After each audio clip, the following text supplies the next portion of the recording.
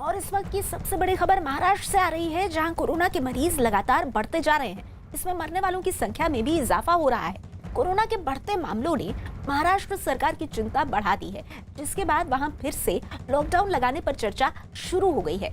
महाराष्ट्र के मुख्यमंत्री ने कोरोना की दूसरी लहर को सुनामी जितनी ताकतवर होने की आशंका जताई है और लोगों से सावधानी बरतने की सलाह भी दी है। लेकिन जिस तरह से मुंबई में अनलॉक में बाजार से लेकर फिल्मों की शूटिंग तक शुरू हो गई है, लोगों की लापरवाही भी तेजी से बढ़ रही है। एक शूटिंग के दौरान लोगों की भीड़ लगाने का नजारा दिखा, जिसमें ना तो सोशल डिस्टेंसिंग का ध्यान रखा गया और ना ही लोग मास्क पहने हुए दिखाई दिए। ऐसी वजहों से ही सरकार की जो सारी कोशिशें हैं कोरोना पर काबू पाने की, वो नाकाफी साबित हो रही हैं। महाराष्ट्र में कोरोना की दूसरी लहर के लिए अलर्ट। दोबारा लॉकडाउन लगाने पर भी चर्चा तेज। सीएम उद्धव ठाकरे का बयान, कोरोना की दूसरी लहर सुनामी साबित हो सकती है। मुंबई में लापरवाही से बाज नहीं आ रहे लोग। मुंबई में लॉकडाउन के बाद जिंदगी पटरी पर उतरी दिखी और फिल्मों की शूटिंग की इजाजत भी दे दी गई,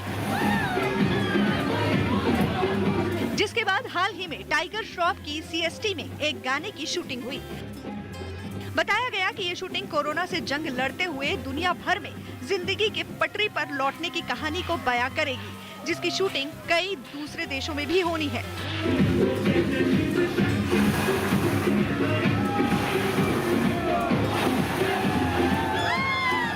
शूटिंग के दौरान हैरान करने वाली तस्वीरें दिखी। लोग भीड़ लगाए शूटिंग देख रहे थे, जबकि कई लोग कैमरे में टाइगर श्रॉफ और शूटिंग को रिकॉर्ड भी कर रहे थे।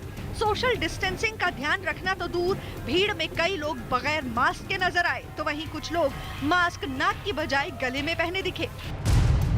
इन तस्वीरों ने साफ कर दिया कि मुंबई और महाराष्ट्र में कोरोना आखिर काबू में क्यों नहीं आ पा रहा है। आंकड़ों पर गौर करें तो मुंबई में कोरोना से हालात बिगड़ गए हैं। मुंबई में कोरोना के कुल मरीजों की संख्या 2,75,700 के पार पहुंच गई है, जबकि कुल एक्टिव मरीजों की संख्या 9,770 है।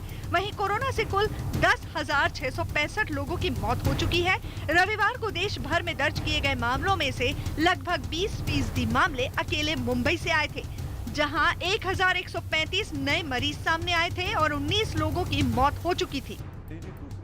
यही वजह रही कि रविवार को महाराष्ट्र के मुख्यमंत्री उद्धव ठाकरे सामने आए और कोरोना के गंभीर होते हालात पर चिंता जताई। उद्धव ठाकरे ने कोरोना की दूसरी लहर की शुरुआत के संकेत दिए और ये तक कह दिया कि ये लहर सुनामी साबित हो सकती है।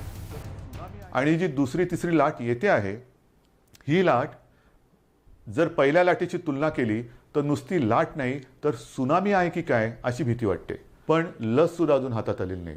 मग तीच एक त्रिसूत्री आहे, मास्क घाला, 2 हात अंतर ठेवा आणि हात धुत राहा।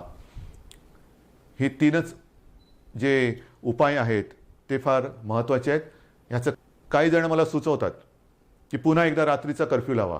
ठीक आहे, अजूनही माझं म्हणणं असं आहे की सगळ्या गोष्टी कायदे करून काही होत नाहीत आणि सगळ्या बाबतीत कायदे करण्याची गरज नसते। महाराष्ट्र में कोरोना के कुल मामले 17,80,000 के पार। महाराष्ट्र में कोरोना के कुल मरीज 80,878 हुए।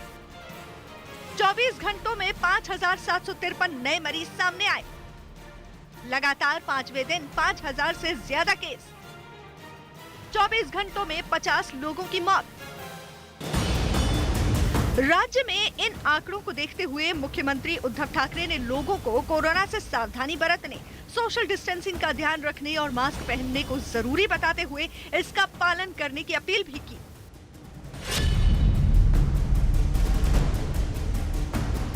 मुख्यमंत्री की चिंता और महाराष्ट्र में बढ़ते कोरोना आंकड़ों को देखते हुए दोबारा लॉकडाउन लगाने पर चर्चा भी शुरू हो गई है। हालांकि सरकार ने फिलहाल इससे इनकार किया है और 8 से 10 दिनों में फैसला लेने की बात कही है।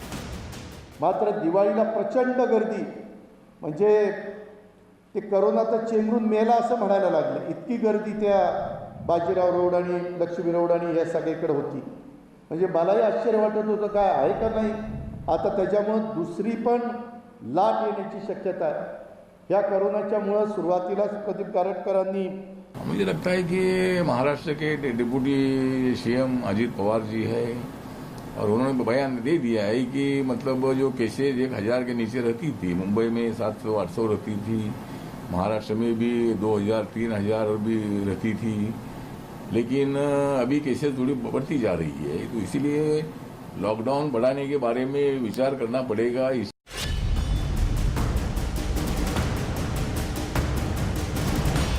महाराष्ट्र, दिल्ली और गुजरात समेत देश के 8 राज्यों में कोरोना से हालात लगातार बिगड़ रहे हैं। ऐसे में प्रधानमंत्री नरेंद्र मोदी मंगलवार को इन राज्यों के मुख्यमंत्रियों से वीडियो कॉन्फ्रेंसिंग के जरिए चर्चा करेंगे और कोरोना को काबू में करने के तरीकों पर बात होगी।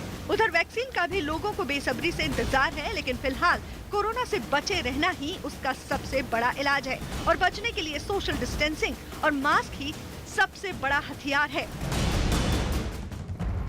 कोरोना से सबसे ज्यादा प्रभावित देश अमेरिका में 11 या 12 दिसंबर से कोरोना वैक्सीन के टीके लगने शुरू हो सकते हैं। अमेरिकी स्वास्थ्य विभाग के एक बड़े अधिकारी ने इस बात का दावा किया कि कोरोना से लड़ाई में ये वैक्सीन बड़ी कामयाबी साबित हो सकती है। कोरोना की इस वैक्सीन को अमेरिकी दवा कंपनी फाइजर और जर्मनी की एक कंपनी बायोएनटेक ने मिलकर तैयार किया है। बताया जा रहा है कि अब तक हुई जांच में ये वैक्सीन 95% कारगर साबित हुई है। इस वैक्सीन के आपातकाल इस्तेमाल के लिए सरकार से इजाजत भी मांगी गई है, जिस पर 10 दिसंबर को एक बैठक होगी। बैठक में अगर वैक्सीन के इस्तेमाल की मंजूरी दी गई तो 11 या 12 दिसंबर से वैक्सीन का इस्तेमाल शुरू हो जाएगा। कोरोना से अमेरिका सबसे ज्यादा प्रभावित देश है, जहां 2 करोड़ से ज्यादा की आबादी प्रभावित हुई है, जबकि करीब 2.5 लाख से ज्यादा लोगों की मौत कोरोना से हो चुकी है।